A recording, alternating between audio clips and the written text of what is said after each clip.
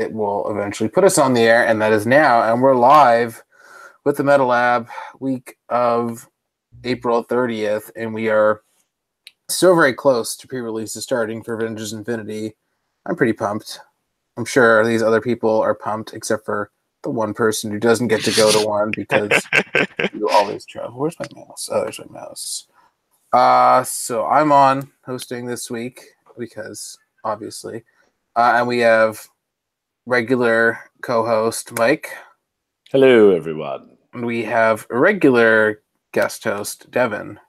Hi. We have so many previews to go over, so I'm going to start screen sharing and lose my mouse and my face because who wants to see that? So we start off with, what was this from? I don't remember what this one's from. Oh, this is from Eternal Games Facebook. So we have Adam Warlock, super rare with the Infinity Watch and Cosmic keyword. So basically, you're doubly confirming that he's a figure from the set. And because everything has the Cosmic keyword in this set, he has the Power Cosmic team ability to go with it. He has one of the Infinity Watch traits where he has the Soul Gem, chooses its bearer. He has Steel Energy with closer range attacks, and in addition, he has when he's KO'd from an opponent's attack, choose a friendly character. For the rest of the game, that character can use Steel Energy. So, like the rest of the Infinity Watch, he has his Gem power. That's a modified version of the standard power, and then he gives the regular version to somebody when he's KO'd. He has a special power that he starts off with in the attack slot, which is Penetrating Psychic Blast. When he uses it and hits, give the hit character a Karma token, and when an opposing character with that token makes an attack, after resolutions, remove all of them and deal it penetrating damage equal to the number of tokens removed. So almost pseudo kind of Mystics thing going on. And then he has his damage power that he has on his second click, and for a couple clicks after that, which is Outwit. And he also has a free action to choose a target opposing character within range and modifier until your next turn. That character can't use Protected Outwit, and its powers lose Protected Outwit. So he gets rid of Protected Outwit, all caps. So like Power Cosmic kind of out protection, or KC or whatever, that just completely protects you from Outwit. And he also gets rid of the Protected Outwit portion from powers, so they just lose all immunity to Outwit. 125 points, 7 clicks. Devin, what are your thoughts? Does that damage power work against stop clicks? Yeah, you would have to use it, and then you can Outwit them. Right. So essentially, yeah. Interesting. He is not very good himself, but I guess if you really need to Outwit Protected Outwit pieces on a meta team, he could be playable. He's just really expensive to just do that, and it's only on his second click, so iffy. Yeah, I agree. I just feel like the stuff here is good, but he's just very expensive, and I don't know why. Like, the shutting off Protected Outwit is good, but I feel like just for the stats, whatever that you get, I don't know. He just feels expensive for no reason. Although I guess it's not so much too expensive as too expensive for meta. I could probably see myself playing him in casual, maybe. But Mike, do you have any thoughts on Adam Warlock? No, I mean, really, I think you guys nailed it with the fact that it's on his second click. If that power was on his first click, I would immediately find more value in him and more potential to play him. He does have Cosmic keyword. There's lots of Cosmic stuff coming up. But the fact that he doesn't even have a move and attack power on that first click, he's pretty soft all around. So someone's going to come up, probably hit him for 5 and put him right past that power anyway. So, yeah, I mean, he'll be fun to play. And definitely if you pull him in sealed, you should be looking at considering playing him. Like, obviously, it always depends upon what else you pull, because there will be lots of people that you could potentially utilize that against. But yeah, overall, point value and the way the dial lays out, no, he's too soft. How many points would this dial have to be meta? 75? 75 for sure. I would play him. I think it's 75, but if you cut down some of His defense powers are just they're not good. not good. No, man. I mean, 18 toughness. It's Yeah. just 18's nice. It's a nice number, but you know, things hit that number, right? There's a lot of modifiers out there, and toughness. Yeah. Hot The other dog, thing hot about dog. having that damage power only on his second click, especially for him, is that he has Steel Energy on closer range, and it's not optional because Steel Energy isn't optional. So even if you pushed him to his second click specifically so you could use it, you can then never attack unless you're also pushing. But like, yeah. Oh It's god. just it's so non-synergistic. Yeah. Just If this is an error and he costs like half as much, he is meta. But as is, no. So moving on, we have the Unseen. We were finally losing Nick Fury, but then as that's about to happen, we get him again. Somebody at WizKids has like some mad love for Nick Fury, or maybe it's a woman who works at WizKids who has the love for Nick Fury. It's kind of funny. Yeah, it's a very nice sculpt, all things considered. He is Cosmic keyword, Soldier keyword, and Spy, which is interesting. It'll make him more playable, but like Soldier and Spy are weird. He's also super rare. He has the exact same 9 range and improved targeting that the other one did, which is pretty interesting. He has the Power Cosmic team ability because he's from the set. He has a trait which includes phasing and stealth, and then in addition, when he uses phasing, he can use smoke after. So yeah, it's pretty cool. Maybe down some opponent's attacks, make some smoke, whatever, if you're repositioning anyway. He has the exact same dial for his 4 clicks, sidestep 10, 0, 18, 0. He's pretty simple, actually. All the powers are on all the clicks, so if he's not dead, he's doing the exact same thing. That's pretty cool. He has a special attack power, which is a unique modifier. When an opposing character uses Colossal Retaliation to make an attack, they get -2 attack, which is in theory good, but the problem is that some of the best retaliators don't actually need to hit to do their awesome effect, like Ameridroid and Carnage. So Ameridroid. Yeah. And Ameridroid shares keywords with him. That's pretty cool. He has defensively super senses on a 4 to 6, which in combination with his 18 is pretty good. He also has a damage power of Outwit and Prob, which, funnily enough, under the current rules, is almost what his old power was, except for the fact that he ignored Protected Outwit. So, no offenses, but all that support. I like him. He's just enough points to do some relevant call-ins. He can long range outwit stuff. He's pretty annoying to hit. Even if they have precision strike, he gets just normal super senses and prob, decent numbers. It takes a while even to shredder him. If they're committing attacks to him, he's not a super high point investment, but that's just my thoughts. What do you think, Mike? I love him. I think this figure is fantastic. I'm very excited for him. I hope I pull him.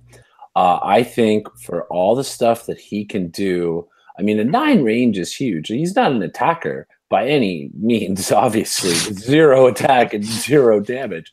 But what he does, and he can keep moving around. He can push. He's power cosmic. I think he's absolutely fantastic. A 65 points. I love him. I don't know what it is. I just think he's such a fantastic figure. And cosmic keyword, just immediately my brain just like. I think he makes Unimind stock go up. Like, I don't know. That's just my feeling. Like, here's a great figure that can play along with Unimind and help make him even more obnoxious. And in general, we already know there's so much great cosmic stuff coming. It's funny. I feel like this guy will get as much play as the old Nick got. But I've got mad love for this figure. I don't agree about the as much play, but I think he'll see some play, but like he'll see literally every team play. No, not every team. Okay, maybe fair enough. Nick was pretty saturating, but he's gonna get a lot of play. I see this figure getting a lot of play. Devin? Yeah, I think he's really good. I don't have quite as much love for him as Mike, but I do think he's very playable, very good on Cosmic teams. I just think there might be better options sometimes. So, but we'll have to see. I'll have to see him played. Obviously, the fact that he's 65 points to call in a lot of the X-Men call-ins is awesome. If he couldn't, I think he wouldn't really be playable, honestly. Like, he does a lot of great support, but you can get that from other places. But just the prob along with calling in is pretty awesome. So that's why I like him, because his point value makes him fantastic for all the Iceman, Cyclops, Wolverine, all call in by this figure. He's pushable. He's got a lot of movement with 10 movement, phase, teleport, and sidestep. So really, he's moving 12 squares. He's ignoring everything but walls for a line of fire. I just think he's going to be a very effective support piece. And with Cosmic Keyword, he immediately is very useful. Soldier, still a very viable keyword. Definitely until retirement with what's his face? Jason and Sparta, is he still legal? No, he retired, lost retirement. But General Lane is still out there, and I can think of a lot of other soldier figures. Hell, he could play with the other Nick until the other Nick gets retired. That'd be fun. And Rock Age is a thing now. Yeah, and a lot of other Cosmic doesn't really want to spend their actions calling people in, so having a dedicated call-in battery is nice. Yeah, I just feel like this guy has both sides of the thing, Golden Age and modern. So anyway, sorry. Call-in machine. Yeah, it almost feels like he's too expensive, but then that kind of makes him better because he can call in stuff. I think he might need a little help. Maybe throw a symbiote on him so he's just that much harder to hit, or even usable as tie-up because you can move, have uncounterable senses, shape change, senses on a 4 to 6, and prob, and then once you've moved, you get to use smoke, so they're -1 attacks. You're essentially a 19 with double rollouts, and you're just the worst. And you're outwitting their good stuff. So definitely potential here. We have a super rare 2x2. Let's see if I zoom in if it gets decent resolution. Eternity has the Cosmic and DD keywords. He has a trait which comes in at everything but his 100-point line. He has a 600, 250, and 100. So that is 2 higher point values. He has the trait when Eternity is given an action token after resolutions, remove it. That's good. That's very good. He has, of course, the usual Cosmic Entity trait, can't be targeted by an attack with more than one target. He has the abstract trait, which reads, when another friendly character that isn't a bystander will be KO'd once per turn, you may roll a d6. On a 6, turn that character to its last non-KO click instead. And when he's KO'd, this effect continues for the rest of the game. Let's see. Cosmic DD keywords. You can play him with clone Lokis, and your clones might just never die. That's pretty stupid. He has another trait, so for a total of 4, 3 if you're playing about 100. During force construction, he gains all keywords from all their characters in your starting force. So you can't be a Unimind thing because it's not sideline active. It just doesn't work out that way. But still, 100-point Eternity can just jump on any theme team. It's pretty cool. He has as well one special power on the movement slot. When another character KOs a character opposing to it with an attack, give it a notice token. You can place him adjacent to a character with one of those tokens. So that's a lot of potential there. Of course, you're not going to see his 600-point line, but the 250-point line is kind of just too expensive, I think, for competitive, considering that it doesn't leave room for a team, at least in 300, whereas I think you could definitely see some play at 100, where if he takes as big an attack as possible because of Invincible, he lands on a 19 prob regen. So, yeah. Devin, what are your thoughts? He's pretty awesome. His trait is really cool. I want to know how that actually interacts with Lockjaw. Like, would you keep a token on him? Or does it just not work with him? Or I have no idea. Really don't know how that would work. I don't have it in front of me, but I'm pretty sure it would just get KO'd again because his trait says if he doesn't have any of the tokens, he just that seems right. likely. So but, yeah, he's quite good. He can be on any theme team, which is awesome. I don't think he's the best of the Colossals, but he is definitely potentially playable. I'd have to see some teams with him on it and stuff to really figure out the best way to use him, though, I think. Mike? Yeah, he's interesting. I agree. He's not the best of the Colossals. There's others that I think will get more play and have more versatility to them.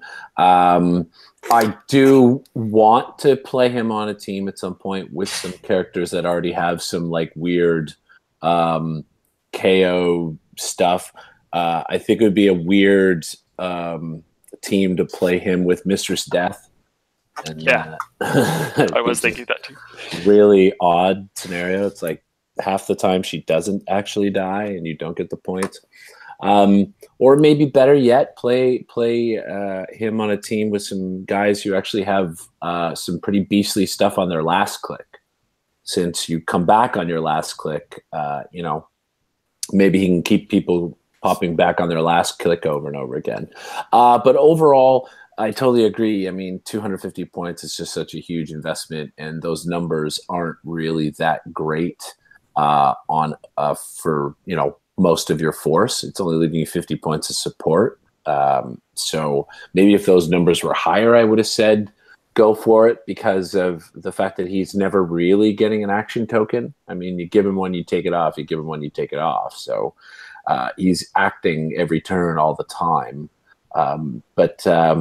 Yeah, he'll be interesting. And again, you put him on any team, right? So 100 points, and if it's on any team, yeah, I just think that he's pretty killable, right? I mean, you can get around Invincible and 17 defense and all that stuff. So interesting figure, a lot of neat stuff in the traits, but better options.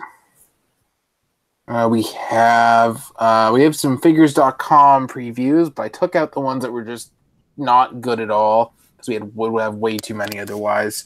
So we're starting off with Terminator, who's another one of the Space Knight primes with obviously Space Knight keyword, armor, cosmic, robot ruler, 60 points, has the typical Space Knight trait, which is toughness, but invulnerability from range. Special defense that they all have. When he's adjacent to one or more friendly Space Knight characters, modified defense +1. Special damage power, leadership, and then once per turn, when a friendly character hits an opposing character with an attack after resolution, to maybe roll a d6. 5 to 6, remove an action token from that character. 3 to 4, remove an action token from that character if it has a Space Knight keyword. Otherwise, what you see is what you get. If you're playing Space Knights, it's pretty easy to remember what they all have because they pretty much all do the same thing, except for one small twist. Who goes first this time? Mike, I think. Interesting figure. Sure, playing with Space Knights is great for both the leadership and the potential of taking the action token off. Even after somebody acts. So if they've got a token, you roll leadership at the beginning, you clear them, they take an action, you manage to roll that roll and take the token back off them again. That can be a lot of fun. 60 points, you can fit them on there. Is it Starshine's the one that can carry the whole bunch of them? Yeah. So, he wants to pair up with them, you group them all together. I don't know if it's quite meta, but definitely Space Knights has a lot of stuff there to build with and make them synergistic. So who knows? I think you have to keep them in mind. And he's got a lot of keywords with Armor, Cosmic, Robot, and Ruler in there. There's already a lot of interesting Ruler stuff going out there. Let's not forget about Goblin King. So, I think there's something potentially to this guy, and I'm actually starting to look more forward to Space Knights because I think they're going to be a fun theme to play. They're going to be able to do a lot of stuff. Devin? Yeah, I mostly agree with Mike. Also, I think he's potentially interesting on a meta team if you're playing some Doc Ox, just because it says when they hit with an attack. So if you have 2 flurries, then you're probably taking a token off. So you can just sort of act every single turn if your Doc Ox don't die. So that's potentially interesting. Well, that effect is once per turn. Oh, you're right. Damn, I didn't read that. I missed that part. It's a pretty cool effect considering that it's global, though. Yeah. Still don't know if he's quite good enough, but, leadership and removing tokens across the map is potentially interesting. And 60 points. If he was like 100 or something, he would definitely not be playable. But at 60, there's potential. Yeah, 60 is kind of the sweet spot these days. Because, what's the highest thing you're actually calling in? I guess lower point, Chase Cyclops or Iceman? Iceman 60. Yeah, so... That's immediately where my head goes. I see Perfect. 60 points, I can call in Iceman. Never go wrong calling in Iceman. Moving on, we have Photon. Avengers keyword and team ability. Has Avengers keyword. Did I just say that? I think I did. Has the Avengers Infinity trait. When Photon attacks only characters of 100 points or more, you may choose to modify attack or damage +1. And then she has leadership and shape change as a special damage power to start. When she rolls for either and succeeds after resolutions, if you place her in a square within X squares and line of fire, where X is the D6 result. So after resolution, see teleport after you leadership. But you can do some weird shenanigans. Like if they try and make a range attack on her and she rolls shape change, you can then... Oh, that's also after resolutions. Yeah. Dang. I really liked rolling the shape change with Wizard, and then if they were doing a range attack and then basing them so then they couldn't do anything. But she can't do that. It looks like she has some pretty solid stuff. Hypersonic, 19, defense and super senses to go with that. Leadership is good. She's a bit expensive for what she does, though, I think. What are your thoughts, though, Devin? For casual, great option. Best Photon / Monica Rambeau we've ever had. For meta, no. Succinct, Mike. I really can't disagree with that assessment. I mean, yeah, she's just a little overcosted. I mean, 19 defense looks juicy and all, but and she does have that whole trait potentially for +1 attack or damage. But no, I think she's really still soft and better casual than meta ever. Yeah, she doesn't do anything that's good. No, even if she was undercosted, like you can get a lot of distance out of her. Obviously, if you manage to roll a 6 with leadership, there's an 18 swing with her, potentially activating her trait to +1 to damage, so 4. If you've got some perplexes, it's not so bad. I just feel like no, for 75 points, there's a lot of other stuff out there. It's too much of an investment and a soft figure. Yeah, I feel like because she doesn't do anything, she would just need to be ridiculously undercosted to be meta. Like, she was 50 points. Sure. Yeah, 50 point event. Absolutely objectively undercosted, but as a 50-point Avenger with leadership, absolutely. With the way her stats are laid out, totally. That's a whole other story. I'm just happy that we got a Monica Rambeau who's playable at all, because the last couple have been... Where's that next keyword, though? Good point. Yeah, that's true. Oh, well. We have Supremor, who is Kree Robot Ruler, Power Cosmic Team Ability. We get Supreme Intelligence again right after we lose the other one. I guess for 5 minutes you can play him with his own resource. That's pretty cool.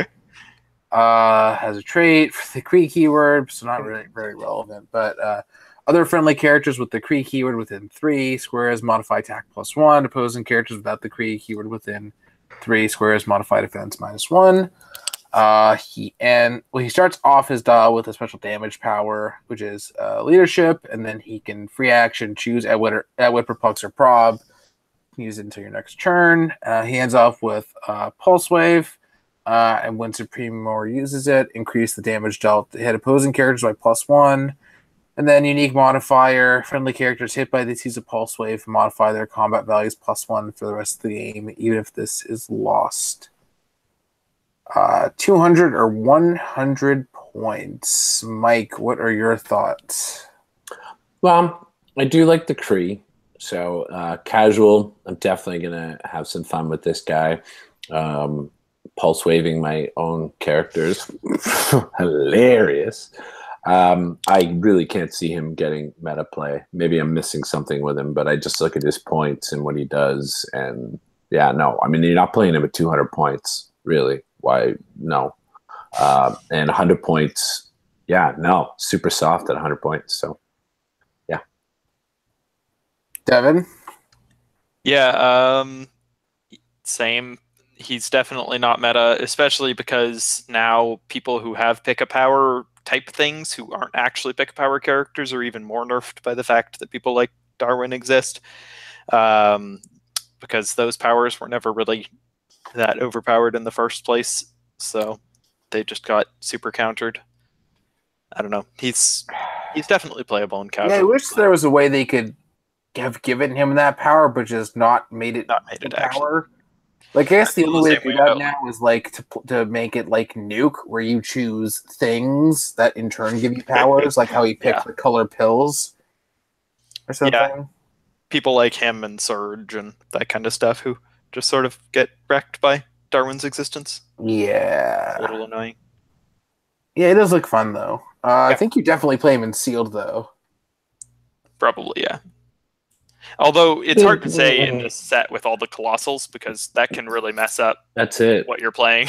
I mean, that's a quick question, actually. I mean, are we still doing 300 builds at sealed for this event? As far as I know. Well, there you go. I mean, again, for competitive of whatever sealed there is, this is going to be the Nationals, Team Nationals set. So you're going to have three. You have to take 900 points out of your 6 boosters of this set.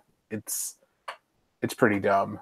Yeah, so definitely, I can't say for sure you would play him if you pulled him in sealed. There's a lot of other stuff in this set, and like Devin said, there's a lot of good colossal choices. Yeah, but I don't remember a lot of Psychic Blast in this set. At least that does help. Still, he's only got a 6. If you're playing him at 200 points when you pull him in sealed, he's only got a 6 range, no move and attack power. I love a 12 attack, sure, but I don't know. It just doesn't seem... You have some TK with him or something, it's good, I guess, but there's not much of that in this set. No. That I remember, at least. There's the Colossal Jakar, I guess. Yeah, I'm just thinking, like, there's, like, the Hulk, but, like, a lot of the Colossal, like, entities or whatever, cosmic entities have, like, phasing or whatever. Yeah. I don't feel like he's that bad in this set's environment specifically. Could be wrong, but I just don't see him being bad. I don't see him being bad. No, I just don't see him being a definite play. Exactly. We're just saying that he's not a go-to pull play figure in sealed. Yeah, I just double checked and it is Team National Championships 6 Marvel Heroclix Avengers Infinity booster packs. That's going to be a very weird sealed environment. But we are moving on to the Shield Flying Car, the first part of the card first. It has no special powers except for the turn into special terrain stop click, shield, spy, and vehicle key. Vehicle with the spy keyword. That's really funny to me. 100 or 40 points for the actual dial, 5 points for the special terrain, 1 passenger. It looks like a resculpt of the Tony Stark car, so that's probably why it has passenger 1. Shield team ability, and the special terrain is each time a click with the powers revealed, roll d6. If the result is greater than the displayed power, destroy the special terrain and deal 3 damage to all characters within 2 squares and line of fire. I really wish I had more passengers because I wanted it to be able to carry Sam and a whole squad to actually have a themed shield team, but I guess that's just not happening. So I don't know. I don't think it's very good. Anybody disagree? I don't. I mean, I don't hate it, but I mean, 40 points. I'm like, maybe 5 points is pretty funny. But yeah, like you said, the whole passenger one thing immediately makes you kind of go, because I can already look at other. I mean, I'd play Tony Stark's car at 10 points before I'm gonna play this. Right? 10 points, 20 points. I forget how much. Yeah, that's the only special train that's over 5 points, I think, so far. Yeah. So yeah, it's a bit of a letdown there. Yeah, one passenger is really disappointing because shield teams are not usually tentpole teams, so you're not carrying around much of your team with this guy. Yeah, and they're more. They were more swarmy from the Nick Fury set because of all the generics and low point things. So, I mean, then again, even like 2 or 3 passengers would be fine. I mean, it is a car, so I guess it kind of makes sense, but like it should have back seats. 3 passengers would make sense. Yeah, it really could. It's got a trunk, man. Yeah, exactly. You can just stuff people in there. It's like a clown car. Yeah, I'm just looking now. Like there's not so much shield post rotation, but yeah, Sure. It's. Oh well. I mean, I guess if it's the only special train you have that's a 2x2, it's fine. But I mean, all of the special terrain does very, very similar things, so. Yeah, it's basically the Deadpool, the Merc Jet, except it's smaller. Yeah. I may want this more than the Dune buggy. Probably, yes. It actually has a keyword. Many things. So that's nice. We already know I'm going to have a complete meltdown when I pull that Dune buggy at the pre-release. And you'll pull it in every single sealed you go to. Tom's going to hand me the booster, too. Like at our open where I think you handed him the booster with Iceman chasing it? No, he handed it. It was coming to me, but he held on to it. And we went, oh, okay, I guess we're not passing them. And I said, that's because there's an Iceman in there. And then he opened the Chase Iceman. So, but there's just it to you wherever anyway, right? Yeah. No, Tom's amazing. Tom's one of the nicest, most generous guys you'll ever meet and play with. It's just funny. We have this real Schrodinger cat thing that goes on all the time with boosters. We're usually sitting near each other, and there's always like this pass to me, pass back, blah, blah, blah. Well, now it's going to be here. Like, no matter where it was, if we'd have juggled the boosters, he still would have ended up with that Iceman in his hand. Like, that's just kind of how it happens, and I love it. And it's okay because, again, Tom is one of the nicest guys I know. So, good for him. I think he won. He won that event with that Iceman, too. I mean, he didn't so much win as not possibly lose. Yeah, that Iceman is awesome. He won against me in the finals. So. Yeah, that was not a contest. No, that finals was not close. That was a very short game. Longer than it could have been, though. But regardless, we have Sentry 459, who's a rare trait. At the beginning of the game, choose a named keyword. When Sentry 459 hits a character with that keyword, this turn, Sentry 459 is not dealt damage from using Colossal Stamina. He also has another trait, which is Leadership, but only if another character with both the Kree and Robot keywords is on your force. Other friendly characters with the Kree keyword have free move a character named Sentry 459 1 square. He has really well with himself, basically. Yeah, or the other ones from the common slot. He has Mass Destruction, which is a common thing in this set, but it's an attack power. Starting at his 2 lower lines. He has Super Strength, and when he's given a move action, after resolutions, destroy all adjacent pieces of blocking terrain that it can use Quake at no cost. It's actually pretty good for 150, considering those values. Then it gets a special damage power. A special defense power, energy shield, toughness, and regen. I'm going to let Mike go first because he does like those Krees. I do. I like the Kree, and I like this figure. I think this figure definitely casual. I will play him. I hope to get a bunch of sentries. I think you could have a lot of fun with this figure.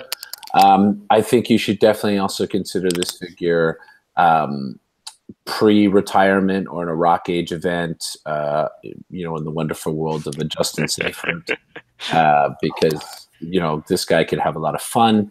At 150 points, even Justin Seyfried and him at 225 could be fun.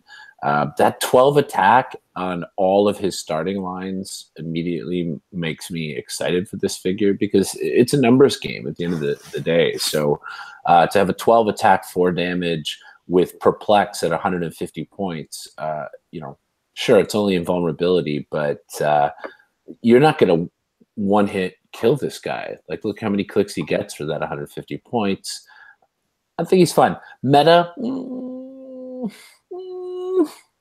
again, Rock Age, I think you can totally turn this figure into a meta figure. Post-retirement, I don't know. That's a bit tough because of his point value at 150, but his values are pretty solid. It doesn't have a move and attack at the starting 150 line, so that is a bit of a drawback in terms of the meta assessment. But I like him; he's a lot of fun.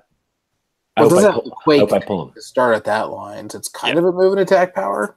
Yeah, kind of. After you move is good now, especially because you can Quake single targets. Yeah, fair enough. I guess in my head, not quite what I want, but you're right. Yeah. You're right. I mean, charge would be nice, obviously. Yeah. But you can go 12 squares, destroy blocking, and then Quake adds a colossal with 12 attack, or 13 actually if you perplex. That's basically Quake your entire opponent's team who were hiding behind walls. That's why I say Rock Age, right? Yeah. That definitely has potential. I really hope they make the ban list just all-encompassing for Rock Age. Just get rid of Justin completely. I like him. I don't think he's current meta, probably. Just too expensive. But 8 clicks for 150 points with great stats and great powers is awesome. So I like him a lot. Yeah, he's pretty decent. I don't know if he's quite meta, but you never know, depending on what we get.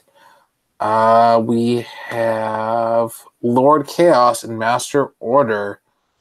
They have the abstract trait, as well as the obvious cosmic deity keywords. Mystical, mystics, paracosmic, obviously. It's everything they said power cosmic.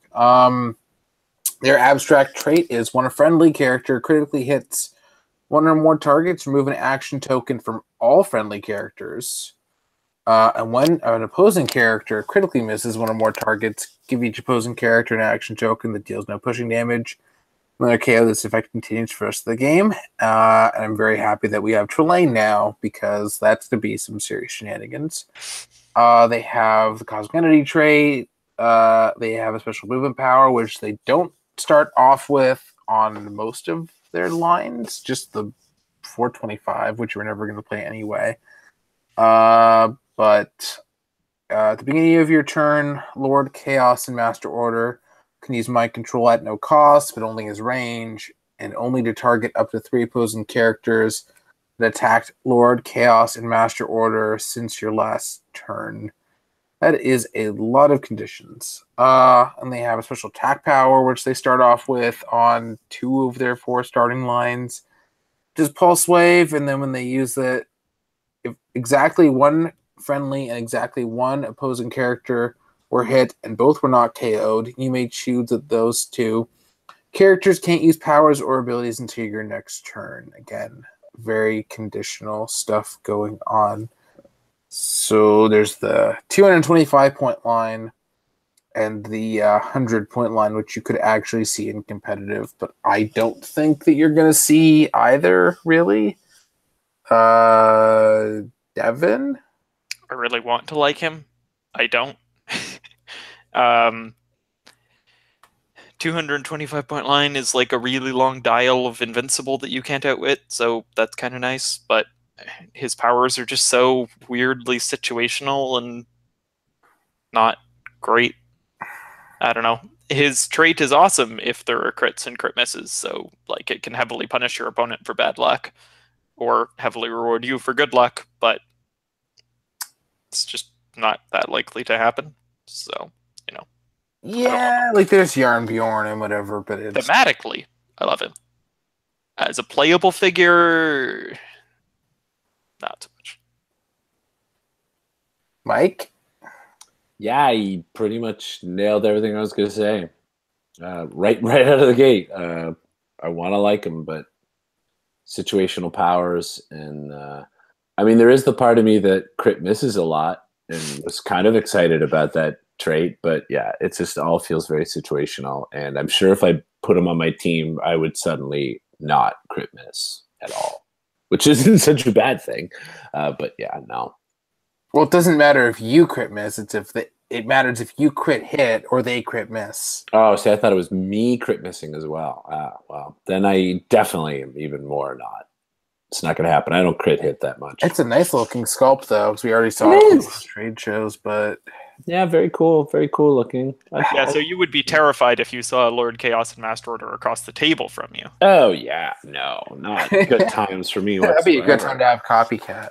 Yeah. Yeah, even in casual, I don't see myself ever using this because there's many points for nothing stats.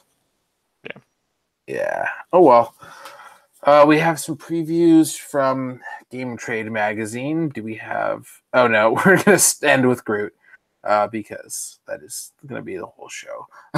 We have Giganto and Namor, which I think we saw before, but it was kind of hard to see, so we will just... Oh, no. That's the bigger one. So we have the Atlantis Animal Monster keyword. Really nice sculpt with Namor there. 200, 100, 50, 15 points. Has the mass destruction power as a trait with super strength, move action. Destroy all pieces of block and trend adjacent, then they can use Quake at no cost. Has a special attack power that it starts with on all the clicks except for the retaliation, which is energy explosion with a range of 4. And when they use it, after resolutions, hit characters are given an action token. Colossal difference, tough to stop click. If they start at 15, they can't attack smaller characters except for retaliation. And the retaliation is they place them such they can make a close attack targeting the chosen character and then do so using Quake. Yeah, it's definitely a dial. Mike, what do you think? Well, the fact that they gave him the mass destruction as a trait as opposed to a special power means that, yeah, maybe I could squeeze him in at the 50 or 15 points and have fun with that being annoying. Definitely on an animal team, keyworded team, I could play him at the 50 points to be able to move those 8 squares and make a lot of ruckus like that. Animal has a lot of viability to it as a keyword, so I don't know, man. There might actually be a way to make this figure somehow helpful to you with those very low point values of it, because you're almost not worried about something happening to it. Really, you're kind of like, yeah, whatever. 50-point invincible leadership. We all like leadership, and again, on an animal keyword team, so there may be something there to that. Other than that, I don't know. He's pretty simple, really. He's a big old simple whale. Devin?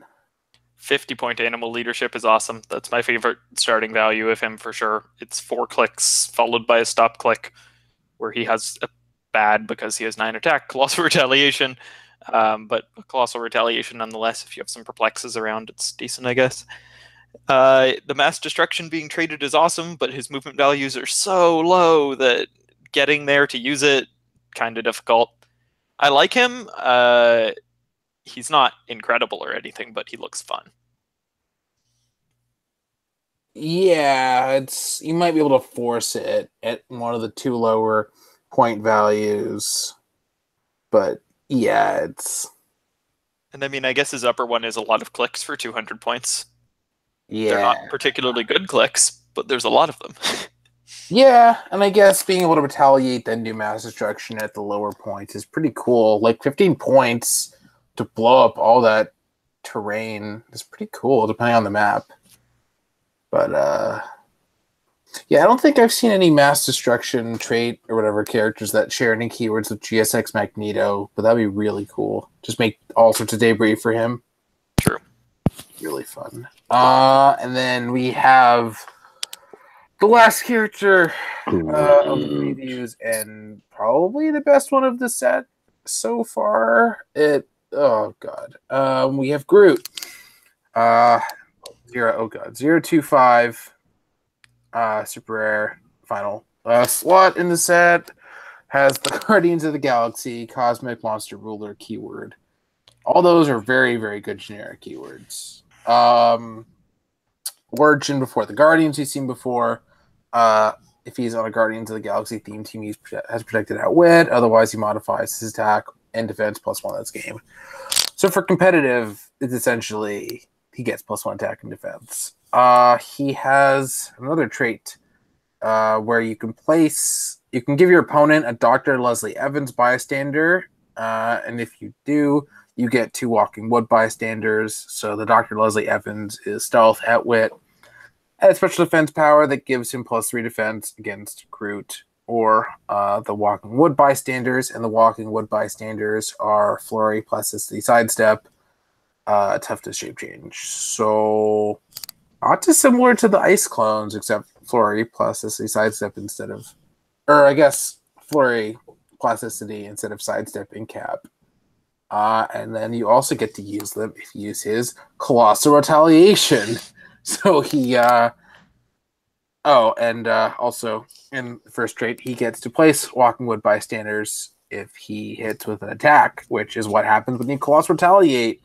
So it's just generic Colossal Retaliation, place him so he makes a close attack, whatever. So it's printed 10 and 3, but it's going to be 11-3 because of the trait. And then you're going to place another Walking Wood.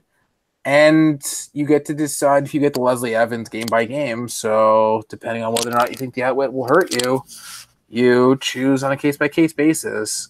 And if you're playing him with like a Mistress Death, probably not hurting you so much. Yeah, or Beta Ray Bill, you never care because they're never going to be able to do it. Or, yeah. Then or Unimind. You don't care. Yeah. So well, most of the stuff you're playing him with as a cosmic keyworded character is going to be... Yeah, cosmic or ruler. Goblin King. Yeah. Monster, Goblin King. Cares unless he's on top. Yeah. Then he has Colossal Difference, Toughness, all that good stuff. He also, on top of everything else that Retaliation, comes with Leadership. With those ridiculous keywords for 20 points. I love him. He's so good. I mean, 20 points. You're going to play him at 20 points. Why wouldn't you play him at 20 points? The's no reason to use the other starting lines. It's amazing how we're losing the Hawkeye Colin right as this guy becomes relevant. So... Cosmic Leadership for 20 points that also gives you Pogs that are actually amazing tie-up that can do 6 damage with 10 attack in a turn. Yeah, I don't think it takes a genius to know that this figure is a meta figure. It's going to get play. It's going to get play at 20 points like crazy. It's fantastic. Yeah, and if you're playing him on a Cosmic team with, like, let's say a Trelane, Lockjaw, and Mistress Death, then because of his leadership, you can call in and attack with Lockjaw and Mistress Death, or call in with Lockjaw, attack with Mistress Death, and grab another dice with Trelane. And having a leadership on Cosmic was really expensive other than this, so 20 points is crazy. He's amazing. Yeah, and then Flurry on the Pogs, in addition to what Mistress Death does. Yeah. Yeah, so what? If you're playing Cosmic, you probably have Protected Outwit on all your characters. If you're playing Monster, you're totally playing with a Shredder. Any one of the Shredders besides Shredder Clone, or you can play a Ruler keyword theme team where you have Shredder Clone instead who has Ruler. So you're just pretty much never not getting the 2 free bystanders to begin with. Imagine that, though. Imagine playing him and Mistress Death, and then all your Walking Wood is doing 6 damage on each hit on a flurry attack with your bystanders. It's pretty strong. It's so ridiculous. Yeah, the only thing that makes him like a little worse than some of the other retaliators, although obviously he's better than all of them, is his 3 movement means he can't be a taxi as well as being a retaliator, but like that's not what you're playing him for. So. You're literally gonna plant your Groot in the corner and you know, go walking wood, go out into the world, and everyone, here's an extra action for you. Enjoy. Love life. It's like he does 3 different things, and you're almost willing to pay the points for each one of them, like the leadership, the retaliation to make the walking wood, or just 30 points to get the 2 walking wood. Yeah, if he never gets to retaliate, he is still useful.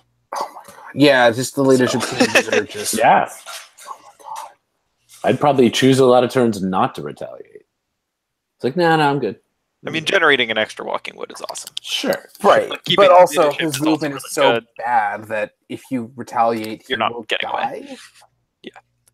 Well, what's great is so on the Mistress Death team, so Mistress Death hits somebody and gets that touch of death token, and then she gets hit by somebody, right? And maybe even she dies, who cares, whatever. She comes back again. And then you Colossal retaliate with him, and then you pop out the walking wood, and then that walking wood flurries and does 12 damage. Plus the fact that you would get double damage from the retaliation. Yeah, on top of that. So that's And 18 damage that could be dished out right now. And he even without the wasn't- Mistress Death, yeah. it's still 9 damage from a 20-point Colossal Retaliator in 1 turn. That's insane. And you also Who has cannot 11 attack? forget I that mean- it's really an 11 and not a 10. exactly. So he's 11. actually way more likely to hit than you think. And an 18 defense, which 18 is defense, nice. exactly. Yeah. I mean, he's great. He's really, really, really good. He's my most wanted piece from the set so far, I think. Yeah, I was going to have to get him because Guardians anyway, but yeah. Yep. Yeah. I am in love with Groot. Okay. Yeah. Groot. I don't think we have anything else to say about that. It just it works well. So is that all the previews from this week? That is the end of the previews. Darn, there was only like 12 of them. Yeah, except with a couple really bad figures that figures.com showed, like the Black Widow and whatever.